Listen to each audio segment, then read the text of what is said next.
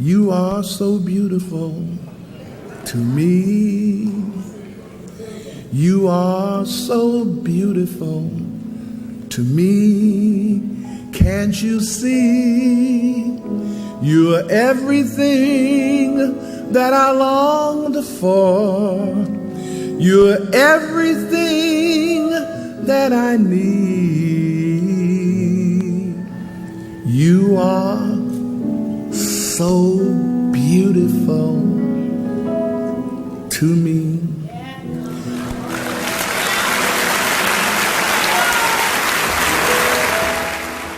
Hillside began as a beautiful idea in the heart of Dr. Barbara Lewis King at the age of 13. By September of 1971, Dr. Barbara's childhood dream of becoming a preacher became a reality when 12 people gathered in her living room. Hillside was founded that year as an international New Thought, inclusive and healing ministry of the whole person, spirit, mind, and body. Another level, another harvest, another day for you to manifest your promises, another moment, another season for a breakthrough.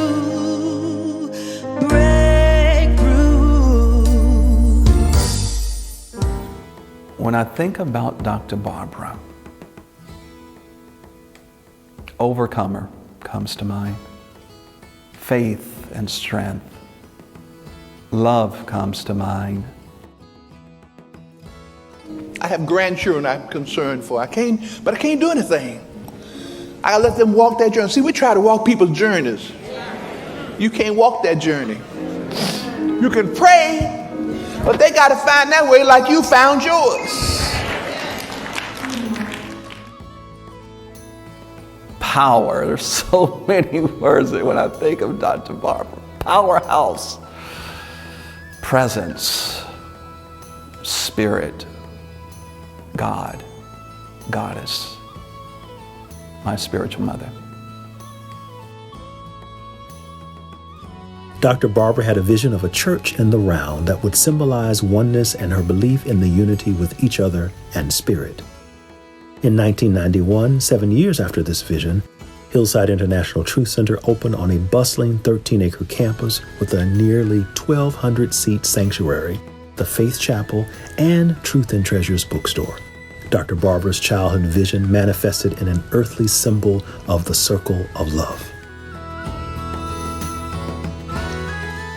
I first came to Hillside 23 years ago. We visited Atlanta to go to Six Flags, and I first became familiar with Hillside by way of Dr. Barbara's writings in her book, Transform Your Life and How to Have a Flood and Not Drown. And I knew that there was something here and I needed to come and visit. So we came to Atlanta, visited Six Flags, and I wanted to come to Hillside. I just wanted to visit. I heard so much about this community.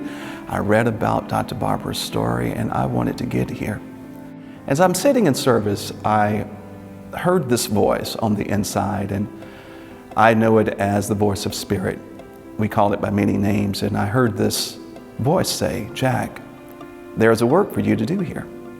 And so I heard it again, "Jack, there's a work for you to do here." And so after service, I went up to Dr. Barbara. She just happened to be in town preaching. And here she is. At that time, Dr. Barbara was wearing her 2-inch heels. So you know she's already 6'5", flat-footed. 6'5" with her 2-inch heels, just returned, I believe, from Ghana.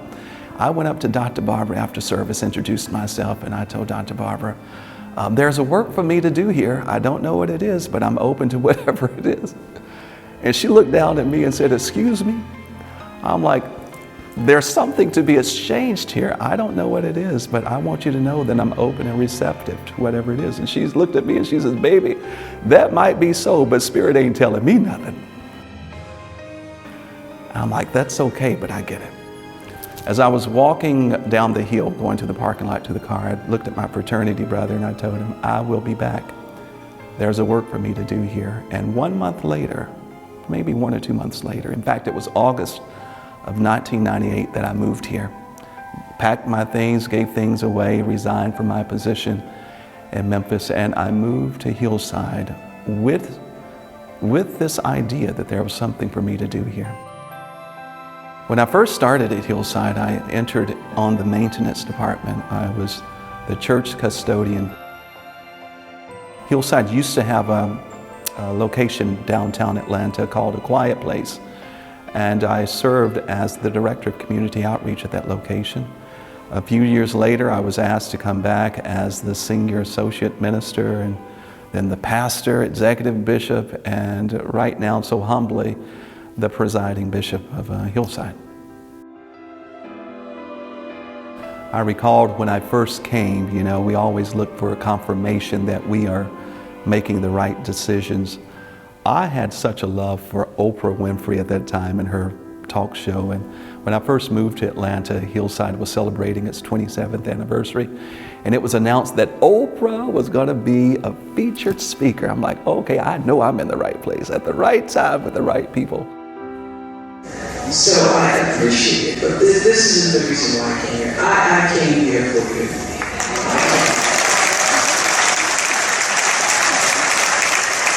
And I came here to say thank you, and oh my God, what a woman you are.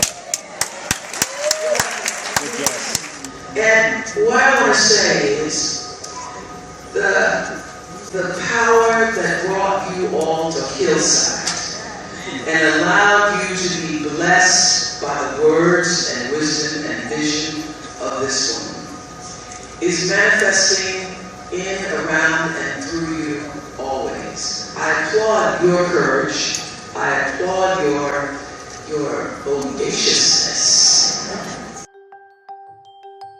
And to have Oprah as part of our anniversary at that time, from our other anniversary celebrations with a lot of the great speakers and entertainers and renowned thinkers who have graced this hill, to our breakthrough conferences that we used to host on an annual basis. And then the Burning Bowl celebration, New Year's Eve, where it was packed. We used to put out folding chairs in the aisle for people, so many people.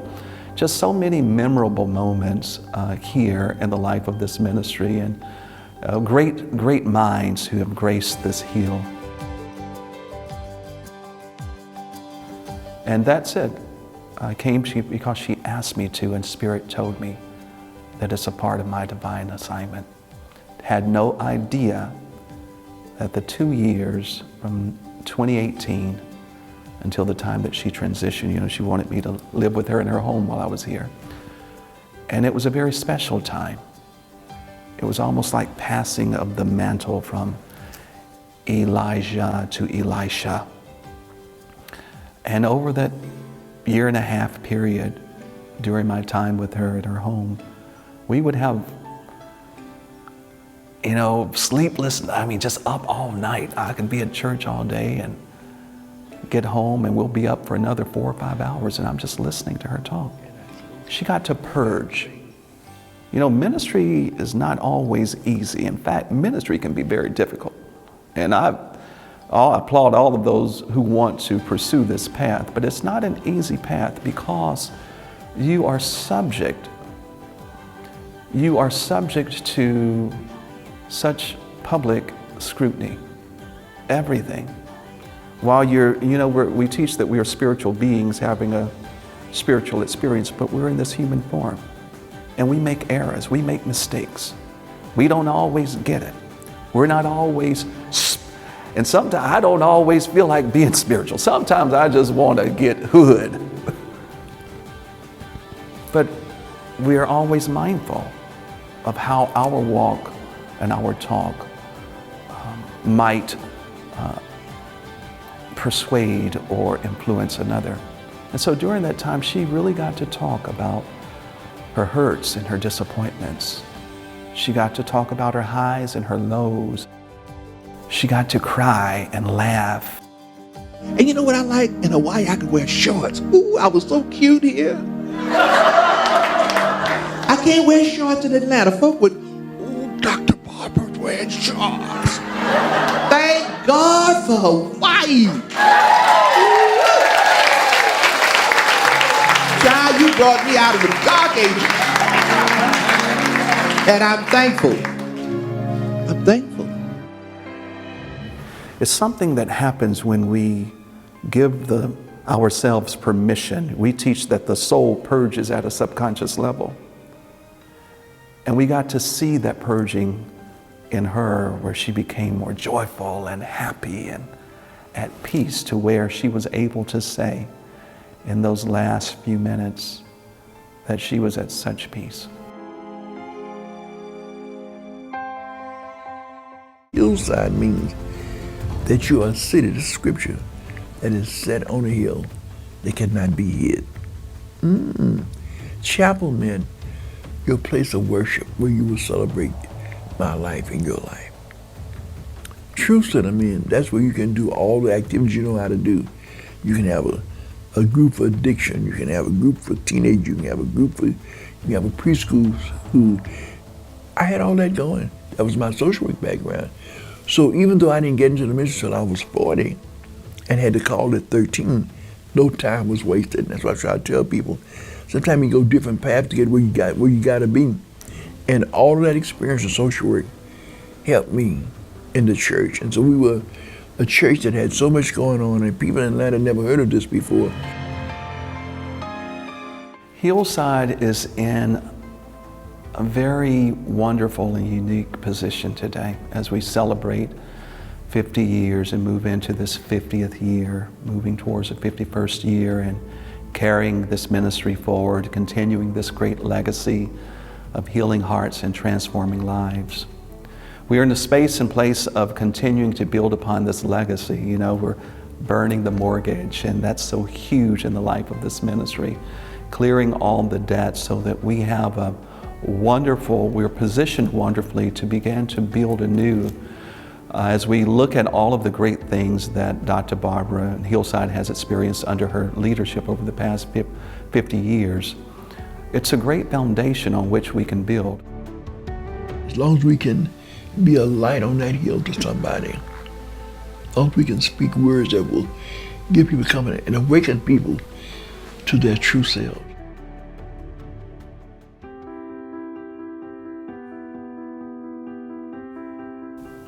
I'm so thankful that Dr. Barbara got to experience that level of peace in her last days, that she was at peace knowing that her legacy would continue, and she got to see it.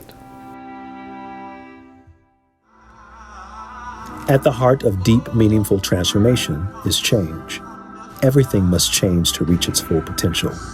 Hillside grows, prospers, and transforms lives because Hillside embraces change.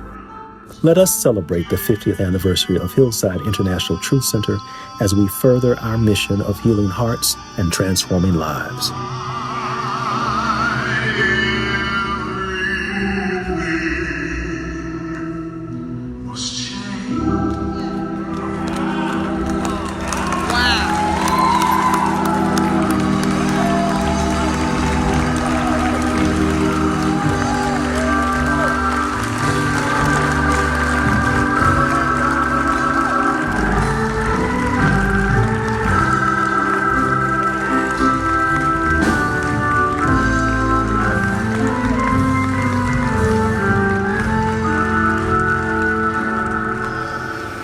That vision, that hunch that you had came from the one presence and the one power, God to do it. Now, many of you may be hearing this for the first time, but I'm here to tell you, if what we teach is true, listen, we are spirit, mind, and body, mind including emotion.